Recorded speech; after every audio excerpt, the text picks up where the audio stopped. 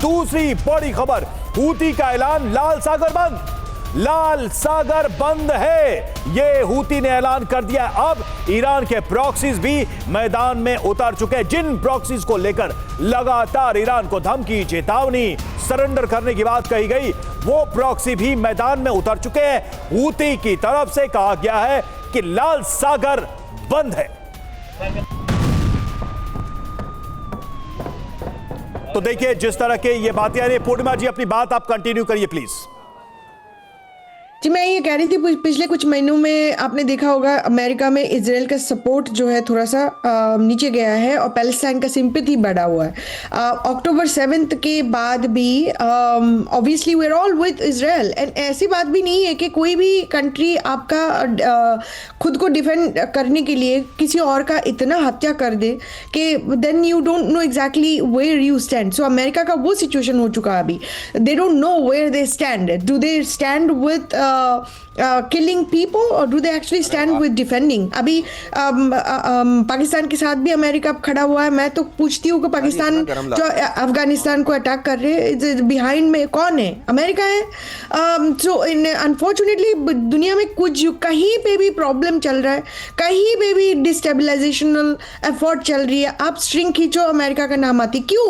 हमारा क्या जरूरत है वहां पे? तो मेरा क्वेश्चन हमेशा आपके पास आते हैं, एक और अहम खबर आ रही है, वो हमारे दर्शकों को बताना जरूरी। जॉर्डन में आपातकाल घोषित, जॉर्डन में भी आपातकाल घोषित कर दिया गया है। इजराइल से बिल्कुल लगा हुआ हिस्सा, अगर आप मैप में इसको ढूंढेंगे तो आपको बिल्कुल बगल में जो कंट्री दिखाई देगी जॉर्डन। यूएस एम्बेसी ने जारी की अपील, यूनाइटेड स्टेट्स एम्बेसी ने वहां अपील भी जारी की है। जॉर्डन के अंदर यूनाइटेड स्टेट्स एम्बेसी, जॉर्डन में आपातकाल इमरजेंसी घोषित कर दी गई है। रेड सी को हूतियों ने बंद बता दिया है, ऐलान कर दिया गया है कि अब रेड सी बंद है। रेड सी से आवाजाही, रेड सी में एक्टिविटीज एकदम बंद। हूतियों ने, आपको जैसा हमने बताया, हूती और हिजबुल्लाह जो कि ईरान के प्रॉक्सी समझे जाते हैं, उन्होंने भी अब खुद को एक्टिव कर लिया है। ईरान पर हुए हमले के बाद उन्होंने खुद को भी एक्टिव कर लिया है। रेड सी को बंद घोषित कर दिया गया है। जॉर्डन में आपातकाल घोषित हो गया है और अब से कुछ देर पहले टेल अवीव में हुए हमले के बाद वहां की स्थितियां आपको दिखाते हुए तस्वीरें आपकी स्क्रीन पर यहां रिफ्लेक्ट कर रही हैं। क्या इस बार आयरन डोम पहले के मुकाबले ज्यादा सक्षम होकर इजराइल को बचा पाएगा या स्थितियां वैसी की वैसी रहेंगी? जनरल सिवाज, क्विक कमेंट प्लीज। इस बार ये बहुत ही उन्होंने मल्टी एयर डिफेंस सिस्टम का पुख्ती की हुई है इजराइल ने। उसके अंदर आपका आयरन डोम सिस्टम भी है, जो आयरन लेजर भी है, उसके बाद बैरक मिसाइल भी हैं, उस पर आपका एक प्रकार से डेविड स्लिंग भी है और एरो सिस्टम भी है। तो इस बार इतना आसान नहीं होगा ईरान की जो मिसाइलें हैं वो क्रॉस करके इजराइल पे हिट करे, वो तो समय ही बताएगा, मगर इस बार बहुत तैयारी की हुई है। और इसी प्रकार से अमेरिका ने जो उसकी बेसिस है वहाँ पर पेट्रोइड मिसाइल सिस्टम भी लगाया है और third terminally high altitude area defence. तो यह सच्चाई इस पर तो अमेरिका और इजराइल ने अपनी पूरी की पूरी तैयारी कर ली थी, जो कमियां उनको 12 दिन की लड़ाई में मिला था। अब एक बात मैं आपसे और समझना चाहता हूं, ये जो कहा जा रहा है कि अगर तुम वॉरशिप्स लेके आए हो तो हम भी बता दें हमारे पास वो मिसाइलें हैं जो उनको गर्क कर सकती हैं समंदर में, क्या ये डर है वाकई अब्राहम लिंकन और जेराल्ड आर्टफोर्ड के सामने? बिल्कुल है, क्योंकि जो स्ट्रेटेजी ईरान अपना रहा है इस बार, वो कहते हैं कि जो स्वार्म अटैक है, कि बहुत ज्यादा ड्रोन से हमला किए करेगा। ये जितनी भी आपकी जो शिप्स हैं, स्पेशली इब्राहिम लिंकन जो है और उसकी जो फ्रिगेट्स हैं, उन पे हमला, और ऊपर से स्पीड बोट से और ड्रोन जो है जो पानी में जा सकते हैं उनसे भी हमला होगा। तो ये सच्चाई है कि दोनों जो यूएसएस जेराल्ड फोर्ड और जो आपका यूएसएस इब्राहिम लिंकन है, उन दोनों को खतरा है। और इस बार ईरान पूरी कोशिश करेगा कि कहीं ना कहीं इनकी शिप को डुबाने की कोशिश करे और उनका मोराल करे।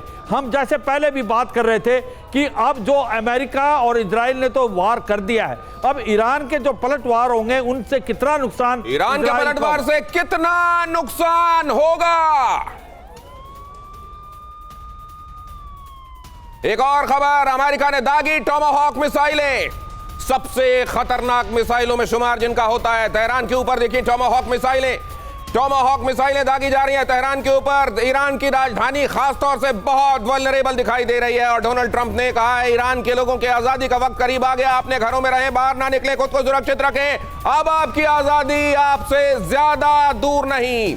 तेहरान के ऊपर टोमाहॉक मिसाइलें, तेहरान के ऊपर दिखाई दी टोमाहॉक मिसाइलें। टोमाहॉक मिसाइलों से दागा जा रहा है अब पूरे तेहरान को, जगह जगह तेहरान के ऊपर टोमाहॉक मिसाइलें। ये मिसाइलें इनकी इंटेंसिटी, इनके फीचर्स बहुत जल्दी से। शिवाज सर, देखो एक बात माननी पड़ेगी, अगर कोई मिसाइल से जो आप डाल सकते हैं सबमरीन से, तो वो टोमाहॉक मिसाइल जितना कोई भी इतना हमला सटीक नहीं कर सकता। और ये पहले भी, पिछली बार भी जो हमला हुआ था जो कि अमेरिका ने किया था ईरान पे, वो टोमाहॉक मिसाइल फायर की थी सबमरीन से। और इस बार जो टोमाहॉक मिसाइल फायर किया है तो बहुत ज़्यादा नुकसान सुनने में आया, ईरान में हुआ। देखो इस बार की जो स्ट्रेटजी है अमेरिका और इजराइल की, कि किसी तरीके से जो मिलिट्री इसके इंस्टॉलेशन, जो रिपोर्ट्स आ रही हैं, लगभग 30 टोमाहॉक मिसाइल्स ने ईरान के मुख्य ठिकानों जैसे इस्फहान, नतांज और तेहरान को थर्राया है।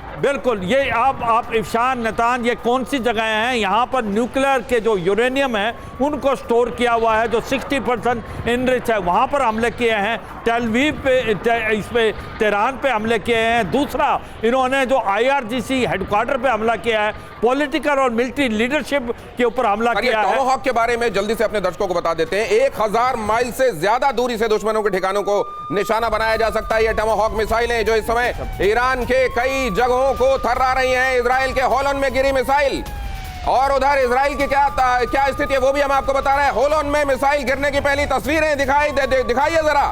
होलन में मिसाइल गिरी, इससे पहले हमने आपको दिखाया था टेल अवीव में मिसाइल गिरने की वो तस्वीर, जहां बिल्डिंग के करीब से धुएं का गुबार उठता हुआ दिखाई दे रहा है। और अब हम आपको दिखा रहे हैं होलन में मिसाइल गिरने की तस्वीरें, ये देखिए जरा। और यहां तो बहुत ही तगड़ा अटैक हुआ है, ये बहुत तगड़ा अटैक है।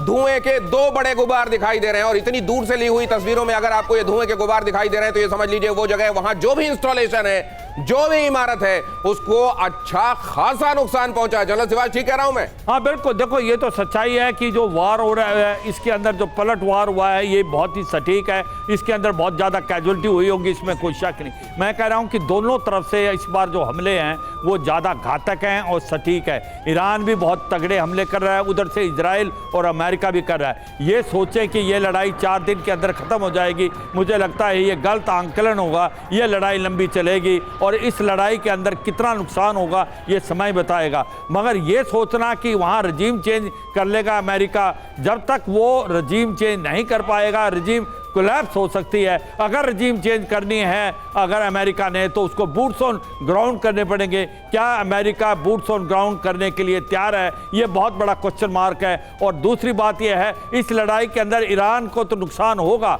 तो नुकसान इजराइल और अमेरिका को भी होगा। क्या अमेरिका बॉडी बैग लेने के लिए तैयार है? ये भी आपको देखना पड़ेगा, क्योंकि आप ये देखें जो बेसिस है वो बेसिस सारी वल्नेबल है, चाहे वो जॉर्डन में है, सऊदी में, UAE, ओमान और आपका बहरान में, उन पे हमले कर रहा है ईरान, उस पे हमले सटीक कर रहा है। कितना नुकसान हुआ है अभी तक उसका आंकलन नहीं हुआ है, मगर वो इजराइल पे जो हमले हुए हैं वो काफ़ी सटीक है। जबकि इस बार इजराइल ने जो एयर डिफेंस सिस्टम था उसको मल्टी लेयर्ड बनाया है, जिसके अंदर आप देखें आयरन डोम भी है और आयरन लेजर भी है, बैरक मिसाइल भी हैं, एरो सिस्टम भी है।